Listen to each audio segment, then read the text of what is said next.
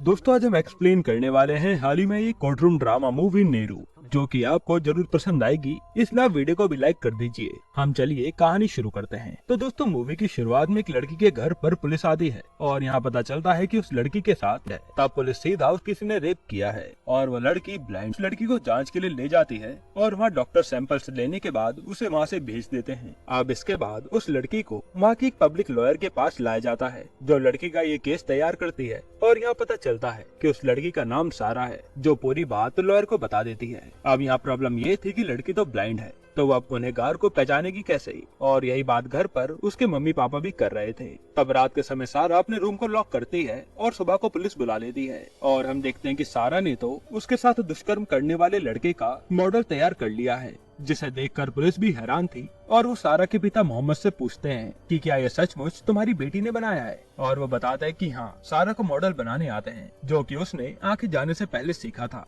लेकिन यहाँ पुलिस वाला पूछता है कि सारा ने कुछ देखा ही नहीं तो ये बनाया कैसे, और सारा कहती है कि जब वो मेरे साथ गंदा काम कर रहा था तब मैंने अपने हाथों से उसका चेहरा छूकर देखा था। इसके बाद मोहम्मद बताता है कि इस स्टैचू की तरह दिखने वाला लड़का इंसिडेंट होने से पहले हमारे पास पड़ोसी का एड्रेस पूछने आया था। तब पुलिस वाला पड़ोस के विनोद से पूछताछ करता है तो वो बताता है कि उस लड़के का नाम माइकल है, जो कि मेरा दोस्त है, और वो बस मुझे अपनी शादी के लिए इनवाइट करने आया था, जो कि आज जा रहा है। तब पुलिस वाले जल्दी से जाकर माइकल को एयरपोर्ट से ही उठा लेते हैं। इसके बाद अब कई सारे लड़कों को सारा के सामने खड़ा किया जाता है और सारा सबके चेहरे को छूकर पहचानने की कोशिश कर रही थी। तभी माइकल के चेहरे को छूते ही वो उसे चाटा लगा देती है कि ये वही लड़का है। अब इधर पुलिस वाले लड़के पर कार्रवाई करते हैं और ये खबर हर न्यूज चैनल पर चल जाती है कि एक ब्लाइंड लड़की के साथ जिसने रेप किया था वो पकड़ा गया है। उसका नाम माइकल जोसेफ है, जो कि एक बहुत बड़े बिजनेसमैन क्रिस्टोफर जोसेफ का बेटा है। ये सब न्यूज मोहम्मद और उसकी बीवी भी सुन रहे थे और हम देखते हैं कि इस न्यूज को सुनने के बाद एक औरत अपने बेटे से कहती है कि ये तो उसे उसके कर्मों की सजा मिल रही है, और ये औरत कोई और नहीं बल्कि मोहम्मद की पहली पत्नी है। इसके बाद क्रिस्टोफर जोसेफ और उसकी पत्नी सीधा तिरुवनंतपुरम आ जाते हैं अपने बेटे को बचाने,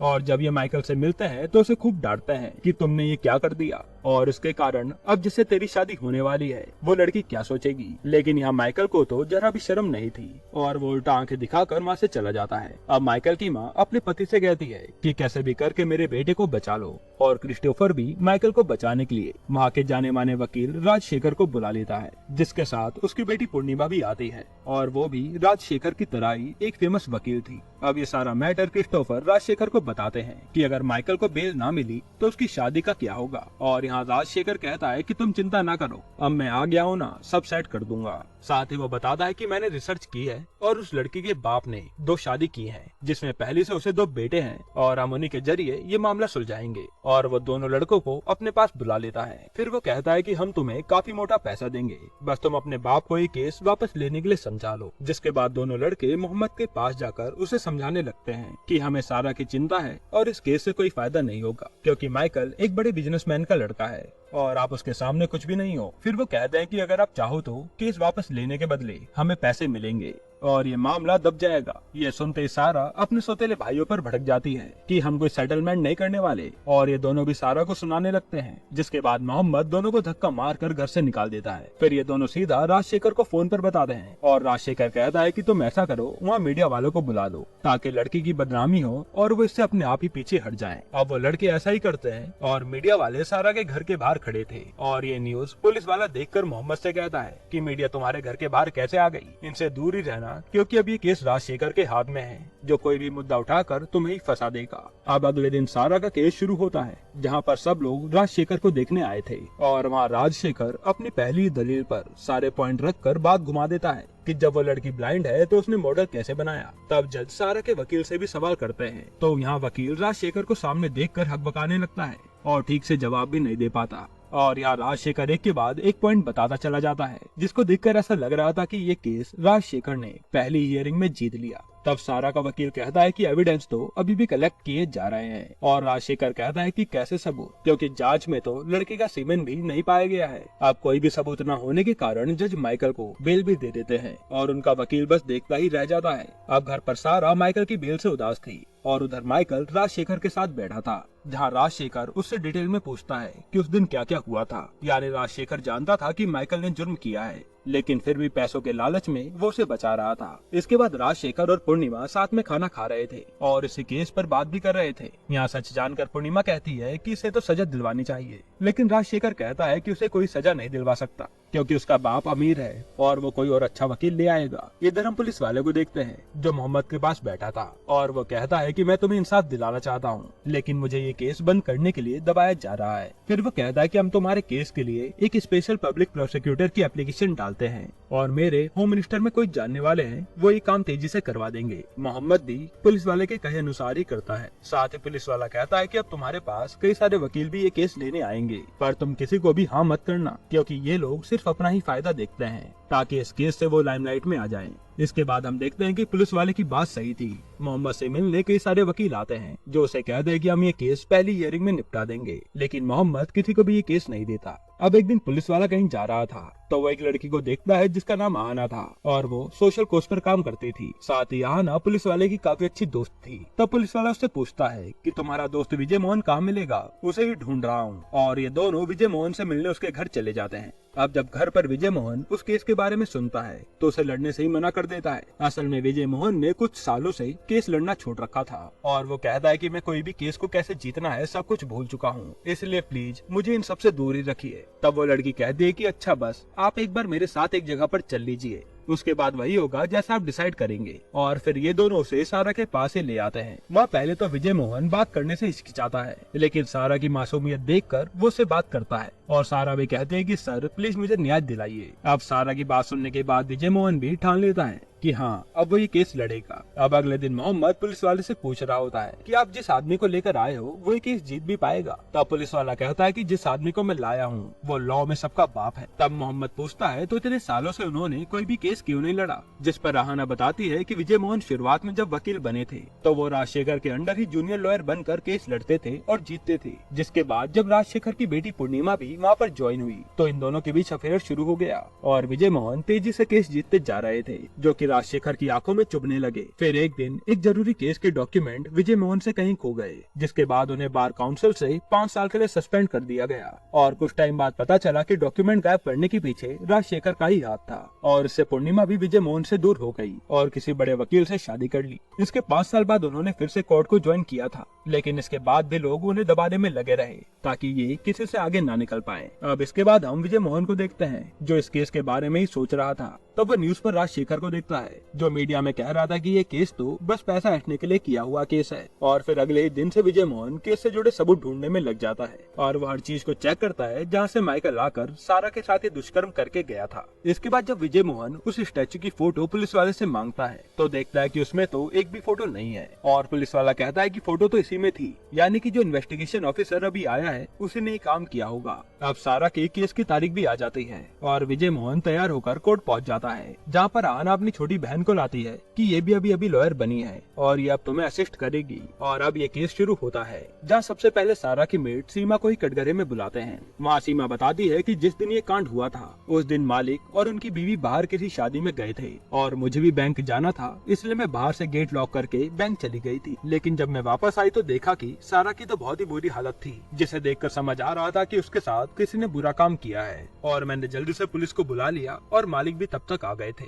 अब इसके बाद राजशेखर सीमा को अपने सवालों में घुमाने लगता है और फिर वो कहता है कि तुम बैंक क्यों गई थी। तब सीमा कहती है कि मेरे घर के लोन के लिए, क्योंकि मोहम्मद का एक दोस्त बैंक में है और इनके कहने पर मुझे लोन मिल रहा था। तब राजशेखर बातें घुमाता हुआ सीधा सारा शक मोहम्मद पर ही दिलवा देता है कि क्या पता मोहम्मद ने ही अपनी बेटी का रेप किया हो, और ये सुनकर सब हैरान थे। अब विजय मोहन सारा की माँ को कटघरे में बुलाता है और वो पूछता है कि आपने माइकल को पहले कहाँ देखा था। तब वो बताती है कि 26 तारीख की शाम को यह लड़का एड्रेस पूछने आया था और हम शादी में जाने की बात कर रहे थे, जिसके बाद वो अपने दोस्त के एड्रेस पर चला गया। ये सुनते विजय मोहन कहता है कि यानी माइकल ने पहले माँ सारा को देखा और साथ ही उसने आपकी बातें भी सुन ली कि आप सब जाने वाले हो। अब बारी आती है राजशेखर की, जो सारा की माँ पर ही इल्जाम लगाने लगता है कि तुम्हारा कैरेक्टर ही ठीक नहीं है और तुमने तो शादीशुदा आदमी से शादी की है, इससे बुरा ही क्या होगा। फिर वो पूछता है कि सारा मोहम्मद की सगी बेटी है या नहीं, जिस पर वो बताती है कि नहीं, सारा के पैदा होने के बाद मैंने मोहम्मद से शादी की थी। और यहाँ राजशेखर कहता है वो भी इसलिए क्योंकि मोहम्मद आपके पति से ज्यादा अमीर था, इसलिए ना। ये सुनकर सारा की माँ रोने लगती है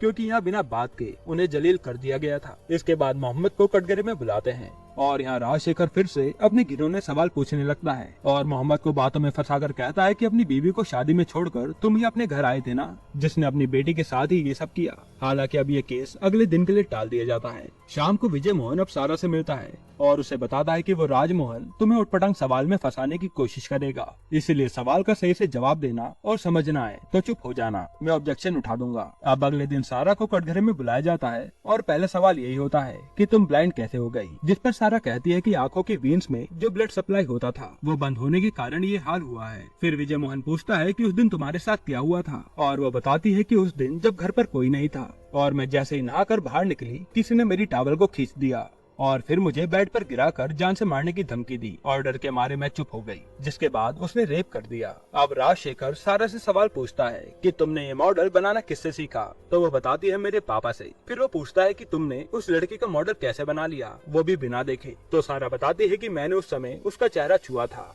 और राजशेखर भी किसी तरह से बीच बीच में मोहम्मद को ही लाता रहता है कि हो सकता है तुम्हारे पिता ने ही तुम्हारे साथ ये किया हो, लेकिन यहाँ विजय मोहन तो सारा को पहले से तैयार करके लाया था, इसलिए वो बड़ी आसानी से सारे सवालों के जवाब दे देती है। और राजशेखर कहता है कि बड़ी अजीब लड़की है जो अपने साथ ऐसे दुष्कर्म के दौरान उसका चेहरा छूकर देख रही थी। और वो दोबारा से इस केस को री एग्जामिन करने की बात कहता है कि मेरे क्लाइंट को फंसाया जा रहा है, लेकिन विजय मोहन उल्टा राजशेखर को ही सुनाकर चुप करा देता है। अब इसके बाद जब ये लोग घर जा रहे होते हैं तो आहाना कहती है कि सारा के लिए सोशल मीडिया पर कैंपेन चलाते हैं ताकि उसे जल्द से जल्द इंसाफ मिले। अब अगली तारीख पे राजशेखर को एक काम से बाहर जाना पड़ता है और उसकी जगह ये केस अब पूर्णिमा लड़ने आ जाती है, जहाँ विजय मोहन ने माइकल के दोस्त जो सारा का पड़ोसी था उसे गवाही देने के लिए बुलाया था, लेकिन वहाँ वो लड़का माइकल को देखकर फिट जाता है और माइकल के उसके घर से निकलने की डेट गलत बता देता है, जिससे प्रॉपर सबूत न मिलने के कारण तारीख आगे बढ़ा दी जाती है। और अब सोशल मीडिया के कैंपेन के कारण हर जगह यही न्यूज चलने लगती है और लड़के की गलती को लेकर डिबेट शुरू हो जाती है। अब हम माइकल को देखते हैं जो बेल पर आराम से एंजॉय कर रहा था, तभी उस पर उसकी होने वाली बीवी का फोन आता है और वो कहती है कि तुम्हारी न्यूज के कारण हमारी शादी होगी या नहीं ये कंफर्म नहीं है। और माइकल भी जब सोशल मीडिया पर देखता है तो हर कोई उसे ही गाली दे रहा था, इसलिए वो गुस्से में सीधा सारा के घर पहुंच जाता है और उसे धमकाता है कि ये केस वापस ले ले वरना इससे भी बुरा होगा। अब अगले दिन ये मुद्दा विजय मोहन कोर्ट में छेड़ देता है कि जब तक ये लड़का बाहर रहेगा सारा की फैमिली सेफ नहीं है, लेकिन यह जज कहते हैं कि तुम्हारे पास केस को लेकर कोई एविडेंस है ही नहीं, इसलिए हम ऐसा कुछ भी नहीं कर सकते। इसके बाद लाइन से केस से जुड़े सभी लोगों को बुलाया जाता है और वहाँ डॉक्टर बताते हैं कि जांच के दौरान सीमन नहीं था, इसलिए ज्यादा कुछ पता नहीं चला। वहीं जब पुलिस वाले को बुलाते हैं तो वो सच बताता है कि वो मॉडल जो उसने बनाया था उसकी हमने हर तरफ से फोटो ली थी क्योंकि वो कभी भी टूट सकता था, लेकिन बाद में मुझसे ये केस ले लिया गया। तब पूर्णिमा भी पुलिस वाले से सवाल करती है और उल्टा उसी पर इल्जाम लगा देती है कि आपको भी पता था जिस पर आरोप लगे हैं उसकी शकल मॉडल से मैच नहीं हो रही थी, इसलिए आपने उन फोटोज को डिलीट कर दिया। लेकिन पुलिस वाला कहता है कि जब मैंने ये केस दूसरे ऑफिसर को दिया था तो अभी फाइल में फोटोज थी, लेकिन वो फोटोज अब कहाँ गई मुझे नहीं पता। और हम देखते हैं कि ये सुनते ही एक पुलिस वाला गर्दन नीचे कर लेता है, यानी ये काम उसी का था। फिर पूर्णिमा कहती है कि अच्छा ये बताइए जब लड़की ने वो मॉडल बनाया तो आप उसके सामने थे क्या? और वो कहता है नहीं, जिस पर पूर्णिमा कहती है कि ये भी तो हो सकता है कि ये मोहम्मद ने लड़के को फंसाने के लिए बनाया हो।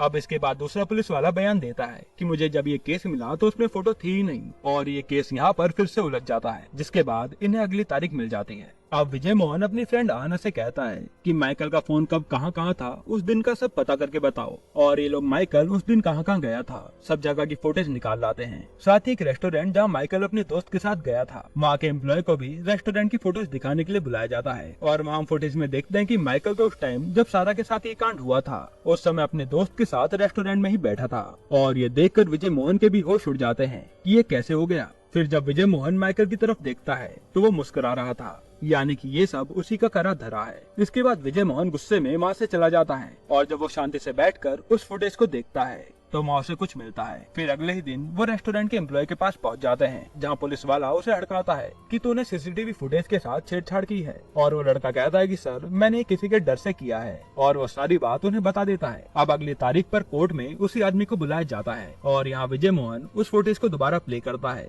और कहता है कि इसके साथ छेड़छाड़ हुई है क्योंकि मिरर में देखा जाए तो वहाँ एक वेसल होता है जो कि एकदम से गायब हो जाता है। तब विजय मोहन बताता है कि इस रेस्टोरेंट की वीडियो में उस समय माइकल आए, इसलिए इन लोगों ने वीडियो को एडिट किया है और इसमें ये आदमी मिला हुआ है। फिर वो आदमी कहता है कि इसके लिए मुझे राजशेखर ने कहा था और फिर वो एक वीडियो और दिखाता है जिसमें हम देखते हैं कि कैसे राजशेखर उस आदमी से वो वीडियो एडिट करवा रहा था और ये आदमी जज से कहता है कि मुझे पता था कि ये लोग कभी भी अपनी बात से फिर सकते हैं, इसलिए प्रूफ के लिए मैंने साथ में वीडियो बना ली थी। अब सबूत के साथ छेड़छाड़ करने के लिए राजशेखर पर इंक्वायरी बैठ जाती है और उसे इस केस से भी हटा दिया जाता है, जिसके बाद ये न्यूज हर जगह फैलने से राजशेखर की बदनामी हो जाती है। इधर हम आहना को देखते हैं जिसे माइकल से रिलेटेड कुछ पता चला था और वो कहीं जा रही थी। अब अगली तारीख पर राजशेखर की जगह पूर्णिमा एक केस लड़ने आती है। हालांकि साथ में राजशेखर भी था, पर इंक्वायरी के दौरान वो अब इस केस को लड़ नहीं सकता। यहाँ पूर्णिमा माइकल के सिम ऑपरेटर को कटघरे में बुला लेती है कि 27 तारीख को माइकल की लोकेशन कहाँ दिखा रहा था और वो बताता है कि 27 तारीख को सुबह 6 बजे से दोपहर 3 बजे तक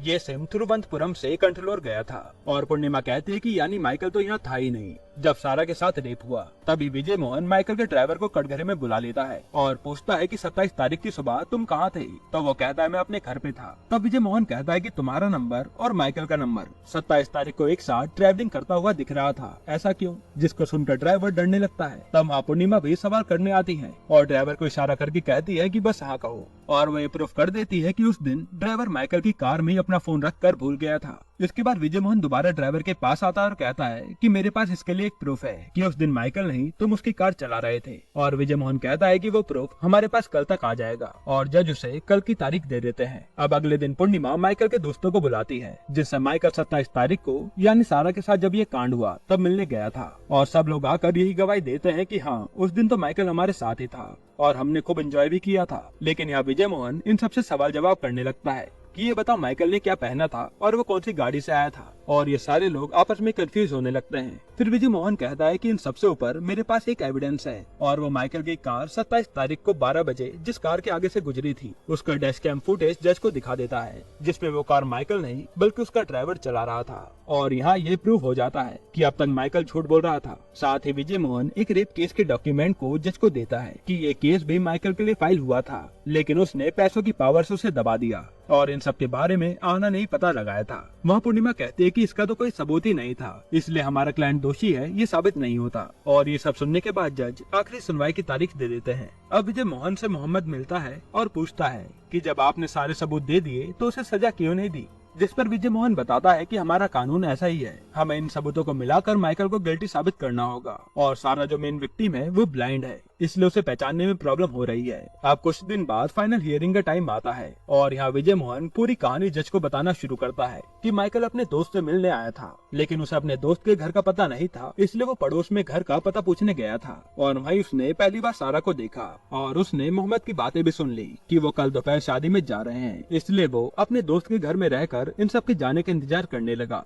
तभी उसने अपने ड्राइवर को भी कॉल करके वहाँ दूसरी कार से आने के लिए कहा और जैसे ही माइकल का दोस्त अपने काम से निकला तब माइकल ने भी अपने ड्राइवर से जाकर कार बदल ली और अपना फोन भी ड्राइवर को देते हुए कहा कि यहाँ से सीधा कंट्रोलर चले जाओ। अब जैसे ही सारा का घर खाली हुआ और सब चले गए तो वो छत के दरवाजे से सारा के पास पहुंचा और उसने बिना कोई सबूत छोड़े सारा का रेप कर दिया। तब सारा को और कुछ नहीं सूझा और अंधी होने के कारण वो भाग भी नहीं सकती थी, इसलिए वो माइकल का चेहरा छूकर देखने लगी ताकि सबूत के तौर पर उसको मॉडल बनाकर पुलिस को दिखा सके। साथ ही विजय मोहन कहता है कि सारा कितना पहचानने के बाद भी माइकल को लोग निर्दोष साबित करने में लगे हुए हैं। तब यहाँ पूर्णिमा कहती है कि यहाँ तो सिर्फ सबूत चलते हैं और वह सारे सबूत को गलत बता देती है। फिर वो कहती है कि अच्छा सारा ने वो मॉडल बनाया ही था तो क्या वो एक बार और किसी का भी फेस छूकर मॉडल बना सकती है, और सारा भी इसके लिए मान जाती है, लेकिन यहाँ शर्त ये थी कि सारा को केवल फेस छूने के लिए 5 मिनट मिलेंगे। और यहाँ पूर्णिमा इस काम के लिए अपने पापा को भेजती है। तब सारा और राजशेखर अकेले में बैठे थे जहाँ सारा उनके चेहरे को छूकर मेजर कर रही थी